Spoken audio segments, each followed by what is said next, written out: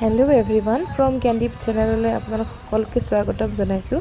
আজি হৈছে মানুহ বিহু, গতিকে আমাৰ ভিডিঅ'টো ষ্টাৰ্টিংটো মই আপোনালোকক এই তেওঁৰ প্ৰাৰ্থনাৰে আৰম্ভ কৰিছোঁ। গতিকে ব'লকচোন আমি দিনটো কি কি কাৰ্যসূচী কৰোঁ, কি কি কাম কৰোঁ বিহু বুলি চাই থাকিব ভিডিঅ'টো শেষলৈকে। সমস্ত দেৱৰ ৰাজা কৃষ্ণে সেই ঈশ্বৰ বাক্য বচনে খোজে গমনে সহস্ৰ কোটি অপৰাধ হৈছে। আমাৰ এই অধমৰ লগতে প্ৰভু সমস্ত জীৱ জগত প্ৰাণী জগত বিশ্ব জগতৰ প্ৰতিটো জীৱ প্ৰতিটো প্ৰাণী প্ৰথম দিনটোত আমি কি কি কাৰ্যসূচী কৰোঁ, কি কৰোঁ, ক'ত যাওঁ, আমি এই আপোনালোকক বিহু শুভেচ্ছা আৰু তেওঁ নামঘৰৰ পৰাই কৰিলোঁ, নামঘৰত থকা। গতিকে গোটেই বিহুৰ আজি দিনটো কেনেকৈ কি পাৰ কৰা যায় আপোনালোকক দেখাবলৈ যত্ন কৰিম। ভাল পালে ভিডিঅ'বোৰ চাব আৰু চেনেলটো ছাবস্ক্ৰাইব কৰিব। হয়, আৰু আমাৰ চেনেলটো ছাবস্ক্ৰাইব কৰিব, ফ্ৰম জ্ঞানদীপ ইউটিউব চেনেলটো ছাবস্ক্ৰাইব কৰিব। আৰু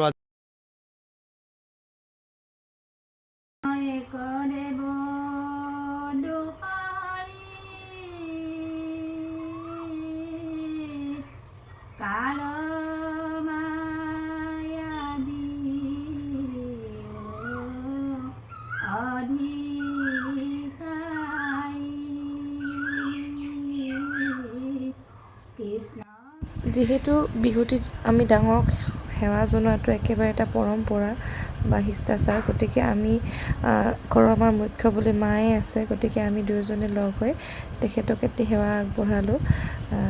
পাণ তামোল তেনেকুৱাকৈ কিবা এটা উপহাৰ তেওঁলৈ দি পেলাই বিহু বুলি। আৰু বাকী তেনেকৈ সকলোৱে ইজনে সিজনক সেৱা কৰিছে, আপোনালোকে দেখিবলৈ পাব, চাই যাব।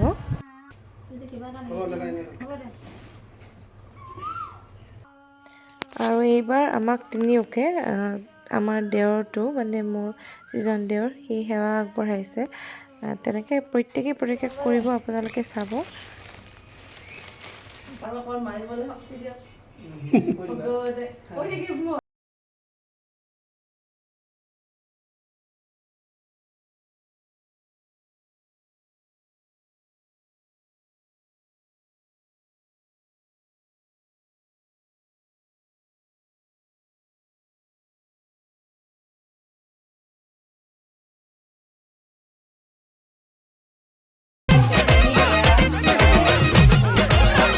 কোমল চাউলৰ জলপান দেই, মই খুব ভাল পাওঁ।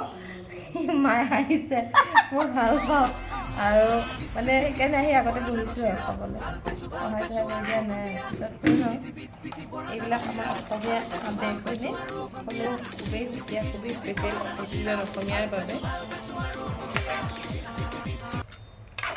খাই বৈ উঠি বুলি ভাবিলোঁ ফেমিলি পিকচাৰ এটা উঠোঁ, কিন্তু বাৰে বাৰে ভিডিঅ'হে হৈছে। দেওৰেও লৈছে, ময়ো লৈছোঁ। এটা ৰীল বনাব দিলোঁ তাক, কি বনাই দিলে এইটো চাওক, হাঁহি উঠিব। কিন্তু শেষত গৈ যেনিবা কেইখনমান মন পচন্দৰ ফটো উঠিলোঁ বাৰু আটাইকেইজনে লগ হৈ।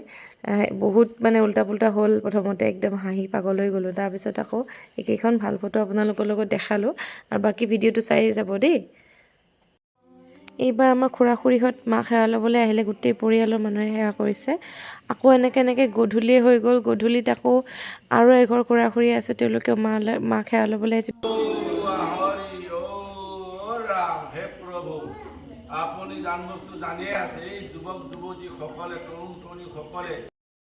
প্ৰথম আমাৰ নামঘৰৰ সন্মুখত বিহু হ'ব। আমাৰ যুৱ সংঘই ইয়াত ঢুলীয়া আহিছে, আমাৰ সকলো তৰুণ তৰুণী আহিছে, আমাৰ এয়া আহিছে, আমাৰ একদম শিক্ষিত যুৱকসকল আহিছে, আমাৰ পংক। আৰু বৰ্তমান আমাৰ এতিয়া নামঘৰৰ সন্মুখত বিহু হ'ব। আপোনালোকক বিহুৰ আপডেট দেখাই দিব চেষ্টা কৰিম। গাঁৱত বিহুৰ প্ৰতি বছৰে তেওঁ লিড লৈ থাকে, মোৰ খুৰা ল'ৰা ভাইটি হয়। কি ক'বা বিহুৰ ৰাইজক? বিহুৰ শুভেচ্ছা সকলোকে জনালোঁ। এইবাৰ আমি গাঁৱৰ বিহুৰ অনুষ্ঠানটো আমি বিহুটো পাতি এইবাৰ কিবা এটা গাঁৱৰ পুঁজিলে কিবা এটা আনিবলৈ চেষ্টা কৰিম। আৰু অসমৰ ৰাইজে আশীৰ্বাদ কৰিব, অসমৰ ৰাইজে আশীৰ্বাদ কৰিব তথা ভগৱানেও আশীৰ্বাদ কৰিব। আপোনালোকো আশীৰ্বাদ লাগিব। ধন্যবাদ, নিশ্চয় আশীৰ্বাদ থাকিব। হয়।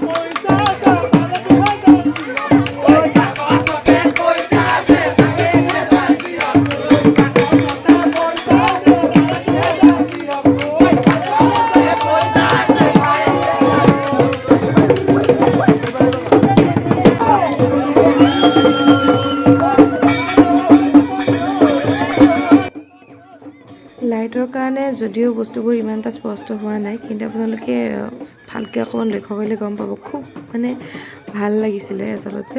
ঘৰত একদম বিহু এৰিয়ে দিয়া নাছিলে, পইচা তেওঁলোকে যিটো বিচাৰে সেইটো নিদিয়ালৈকে এৰি নিদিয়ে।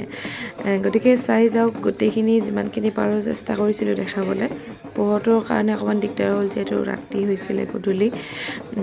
গতিকে এনেকুৱাকৈ আৰু আমাৰ ঘৰতো লগতে প্ৰথমতে নামঘৰত মাৰি উঠি আমাৰ ঘৰতো বিহু মাৰিলে, বিহুৱা দলে, আমাৰ হুঁচৰি দলে গাঁৱৰ। তেনেকৈ আপোনালোকক দেখাইছোঁ আৰু বাকীখিনি আৰু এনেকৈয়ে শেষ হ'ব ভিডিঅ'টো। আপোনালোকে যদি ভাল পায় চেনেলটো ছাবস্ক্ৰাইব কৰিব আৰু ভিডিঅ'টো শ্বেয়াৰ কৰি এটা লাইক কৰি দিব। সেয়া লৈছে।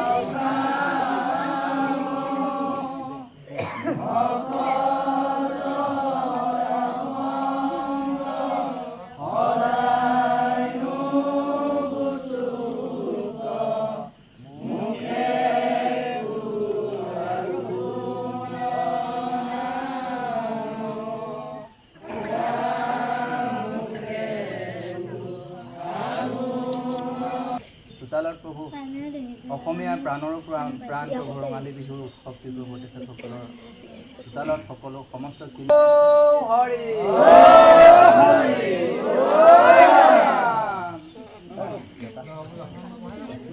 সুধিতে পৰিলেতো আকৌ এবাৰ গাই দিলে ভাল হ'ব নেকি?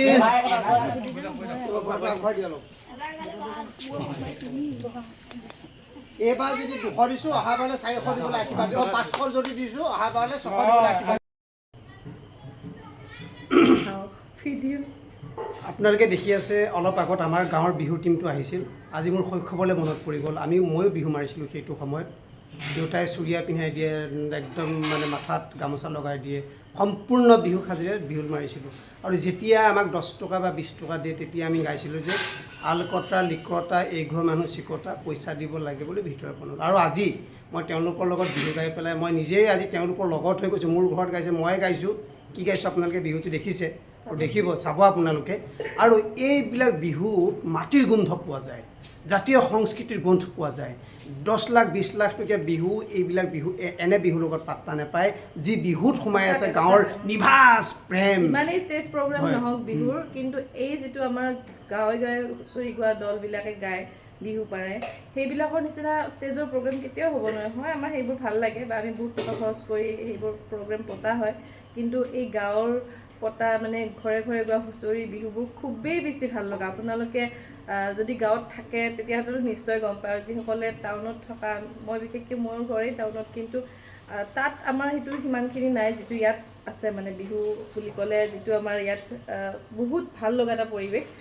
চেষ্টা কৰিব সকলোৱে এবাৰ হ'লেও বিহুৰ সময়ত গাঁৱত যাবলৈ, কৰিবলৈ। কিমান ভাল লাগে, মনটোৱে মানে নিজকে বেছি ভাল লাগি যায় যে আমি অসমীয়া, আমাৰ সঁচাকৈ আমি কালচাৰেলি ৰিচ হয়। যেতিয়া ঢোল বজাই দিয়ে তেতিয়া নিজকে এটা কিবা লাগি যায়, ফিল কৰোঁ। আজি আমি যেতিয়া সৰুতে আমাৰ দিনত 10 টকা 20 টকাতে যথেষ্ট আছিল। আজি যেতিয়া আমাৰ ঘৰৰ ভূপেন হাজৰিকাই লিখি গৈছে যে বহাগ মাহটো এইটো ঋতু নহয়, নহয় বহাগ এইটো মাহ, অসমীয়া জাতিৰ আয়ুস ৰেখাই গণ জীৱনৰ খা। আজি এই গাঁৱত যাওক, আনন্দ কৰক, সকলোকে আকৌ ৰঙালী বিহুৰ শুভেচ্ছা জনাইছোঁ। আৰু এটা কথা, মই গম পাওঁ যে আমি গুৱাহাটীৰ পৰা আহিছোঁ, চব আহিছোঁ, তেওঁলোকে আমাৰ ঘৰত অলপ বিহু বুলি কাৰণ বেছি পইচা ডিমাণ্ড কৰিব।